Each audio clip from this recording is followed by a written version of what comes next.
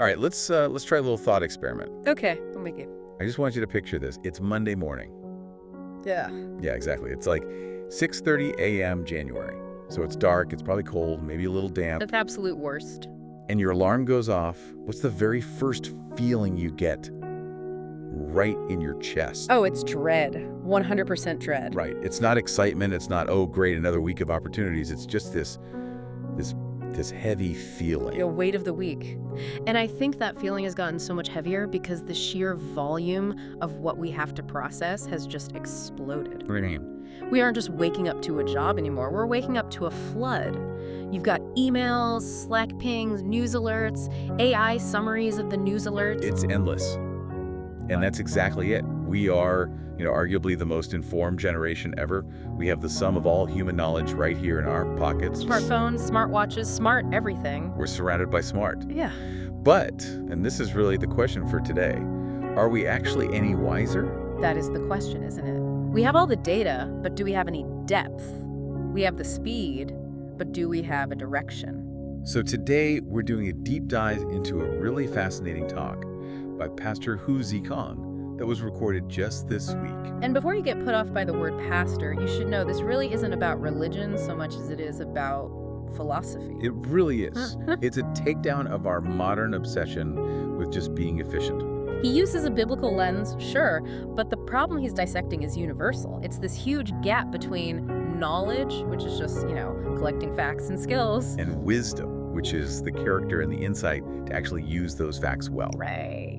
And our mission today is to see if we can kind of bridge that gap. Yeah. We're going to go from a frantic subway ride in Boston to the nightmare of doing a corporate audit as a total amateur. All the way to just trying to hail a cab in Taipei. Yeah. It sounds like a random collection of stories, but I promise you they all point to the same kind of uncomfortable truth. Okay, so let's jump in. The source kicks things off with this idea of the paradox of progress. And he drops this quote from Henry David Thoreau that, honestly, it feels like it could have been written this morning. Oh, I know this one. We are improving the methods, but we cannot improve the results. It just stops you in your tracks. It hits so hard. Improving the methods, but not the results. What does that even mean in practice? Well, think about communication. We have definitely improved the methods. We went from letters to telegrams to email to instant messages. To video calls from space. Yeah. The method is incredible. It's lightning fast. But has the result improved?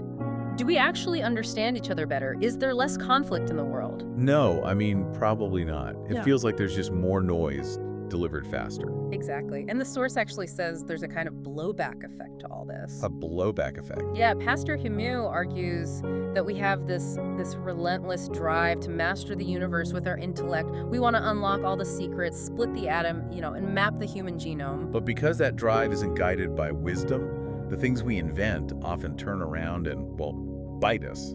It's the Frankenstein story over and over again. We invent plastic because it's convenient, and now it's literally choking our oceans. We invent social media to connect people, and now we're talking about a global loneliness epidemic. Precisely. And the source frames this by making a distinction between human wisdom and what he calls divine wisdom. Okay.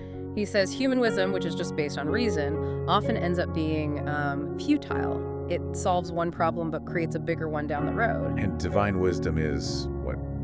Some sort of magic insight? No, not at all. It's about character. The source gives a very specific checklist for what this kind of wisdom looks like, and it's almost the complete opposite of what we value in, say, a business setting today. Okay, lay it on me. What's on the checklist? It says this wisdom is, first, pure, then peace-loving, considerate, submissive, full of mercy and good fruit, impartial and sincere.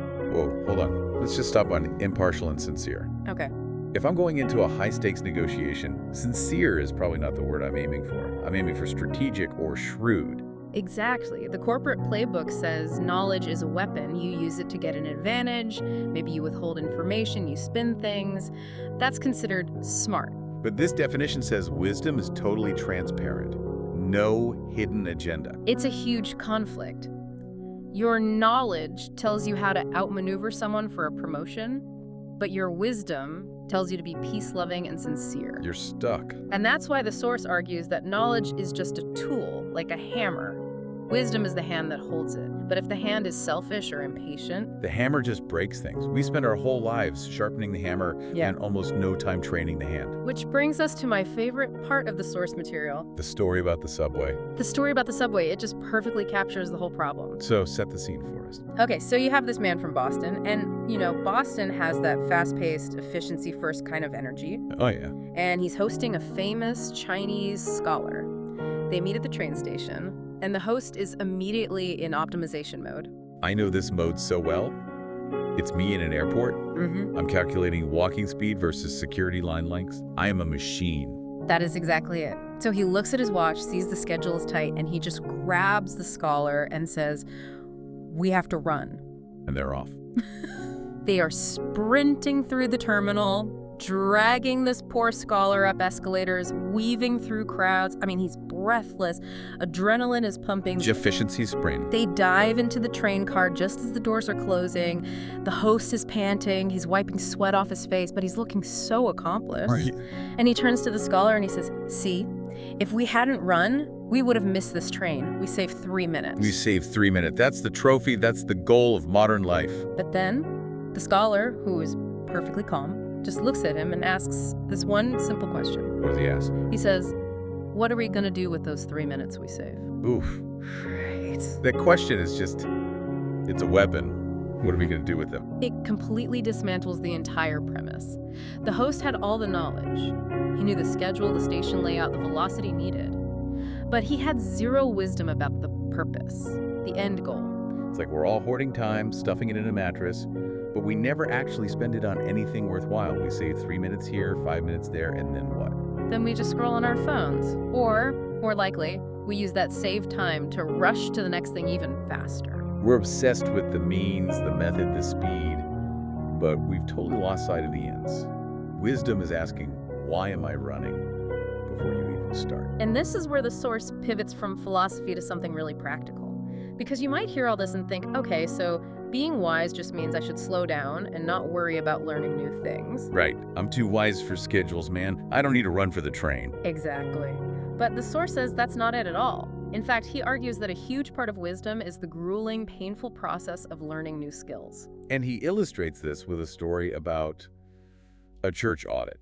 A church audit. I know it sounds incredibly boring, but this story is actually terrifying. Okay, what happened? So the year is 2025. The organization's professional accountant, the one person who knows how everything works, retires. Just gone. Leaves them high and dry. Totally. And the team left to handle the entire annual financial audit is Pastor Hugh and 2 co-workers. And he's very clear about this. They were complete amateurs. That's my worst nightmare. It's like being thrown the keys to a 747 mid-flight and told, good luck landing this thing. And they couldn't just fake it. They had to rebuild the whole system. The source says they kept 2 sets of books. Wait, isn't that what you do for fraud? Normally, yes. But here, it was for learning. One set was the real record, and the other was like a practice dummy. A simulation where they could just enter data to figure out the logic of the system. So it was slow, it was messy, probably a lot of late nights. A ton. But here's the key distinction he makes. When the numbers didn't balance, and apparently this happens all the time. They couldn't just use a trick to fix it. Exactly. If you're an expert just trying to be efficient, you might know a shortcut. You plug in a number to make it balance and you go home. You just patch the hole. But because they were amateurs, they didn't know the tricks. Right. So they had to actually understand why it didn't balance. They had to trace the error all the way back to its source. It's the difference between a mechanic who just turns off your check engine light and one who actually takes the engine apart to find the problem. Perfect analogy. And guess what? They passed. They cleared the audit from the church, from the General Assembly, everything. Wow. But the source says the real prize wasn't passing the audit. The prize was what he calls slash capabilities. Slash capabilities. I like that. What is that? It's this idea of having a compound identity. You're not just a pastor, you're a pastor accountant. Or a manager data analyst. Right. Wisdom involves the humility to go back to the bottom of the learning curve, to feel stupid again, and to develop these new skills even when it's painful. Which it is. It's so painful. We all want the download skill button from the Matrix. I know Kung Fu. We don't want the 3 months of feeling totally incompetent while we learn the new software. But the source is saying that struggle is the point. That's how you build character. Yeah. And it's how you avoid becoming obsolete. Which leads right into his next example about taxis. Oh, this one is so good. I've seen this happen in real life. So he compares transportation over the last 20 years. We went from using a landline to call a cab service to now using apps like Uber or Taiwan taxi fleet. And he paints this picture of someone in a big city like Taipei who refuses to learn the app. The person who just says, nope, I do it the old way. I'll just stand on the curb and wave my arm. And the source says, very poetically, that person will be standing on that street corner until the heavens grow old. Until the heavens grow old. That's such a great line. Because all those empty cabs driving past, they're not ignoring you. They're already booked. You don't exist in their system because you haven't adapted. And here's the really subtle point he's making about wisdom. Some people think wisdom means just sticking to tradition. The old ways are the best ways. Right. I don't need this newfangled tech. But the source argues that while core truths, principles like honesty and kindness don't change, our methods and our knowledge absolutely must. So refusing to learn the Uber app isn't being principled, it's just making yourself ineffective. Useless even. It limits your ability to function, to serve other people. Yeah. If you can't get a ride, you can't visit your friend in the hospital. True wisdom is adaptable. It's about holding your principles firmly, but your methods loosely. Which goes back to that checklist from the beginning.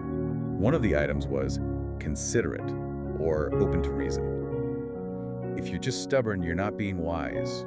You're being a fossil. A little harsh, but yeah, basically true. Wisdom means having the humility to say, I don't know how this works, but I'm gonna learn. Which brings us all the way back around to where we started this whole thing. The Monday morning alarm clock. Right. We have to stop talking about trains and audits and actually go to work. How does any of this help me at 9 a.m. when I'm staring at a spreadsheet I hate? This source gets very direct here. It's about checking your attitude. He contrasts a passive mindset with an active one. Okay, what's the difference? The passive attitude is seeing work as something that is happening to you. It's cold, my boss is annoying, this project is stupid, I just need to get to 5 o'clock. That's the dread we were talking about. It's a life of suffering. It is. But the source says to flip the script. To view the difficulty as a game. A game. Think about a video game. When you get to a really hard level where the enemies are faster, the puzzles are trickier, do you just give up? No, I mean, sometimes I want to, but usually you lean in, you get focused, you think, okay, how do I beat this? Exactly. You see it as a chance to level up. And the source challenges us to see our work that way, that annoying client, that new software. Yeah. It's not a punishment, it's the training ground to build those capabilities. So the active attitude is, I'm a complete amateur at this right now, but I'm going to master it. I'm going to figure out why these numbers don't balance. And that ties right back into sincerity. If you're sincere in your work, you're not just doing the bare minimum, you are engaging with it fully because you know the quality of your work is a reflection of your character. It's impartial too. You don't just work hard when the boss is looking. You do it because it's the wise way to approach your day, to be present. And honestly, it makes the day go by faster. If you're engaged in solving the puzzle, you're not just watching the clock. The source frames it as a privilege. The privilege to use your skills and develop new ones. It's a huge mental shift. It's not, I have to do this. It's, I get to figure this out. And that is the bridge. That's the link between knowledge and wisdom. Knowledge is knowing how to do your job. Wisdom is knowing why it matters and doing it with excellence, even when it's boring. So, to wrap this all up, we've gone from a Boston train station to an accounting nightmare to a street corner in Taipei, and we've landed right back at our own desks. It's a whole journey, but the thread is the same. We live in an age of maximum information. Knowledge is cheap. You can Google the train schedule. You can ask an AI to explain the tax code. But you cannot Google character. You can't download the patience it takes to learn something hard. And you can't automate sincerity. The source ends by wishing students well on their entrance exams, which is a nice touch. He says, tests are important. They measure knowledge. But eventually the test is over. The bell rings. And that's when life actually starts. And life requires wisdom. You can ace every test and still fail at life if you're arrogant or impatient or just unwilling to learn. So here's the final thought we want to leave you with. It goes right back to that scholar on the subway platform. What are we going to do with those 3 minutes? Every single one of us is going to save time this week. We'll use a faster app, take a shortcut, find an efficiency. We'll save 3 minutes here, 10 minutes there. And the challenge from this source is, do you actually have a wise way to spend them? When you find yourself with a 3-minute gap in your day, Is your first reflex to pull out your phone and just numb yourself? Or could you use that time to breathe, to think, to connect with another human being? Maybe the wise thing to do isn't to save the minutes, but to savor them. Something to chew on as you head into the rest of your week. Don't just be smart out there. Be wise. And be curious. Thanks for listening to The Deep Dive. We'll catch you next time.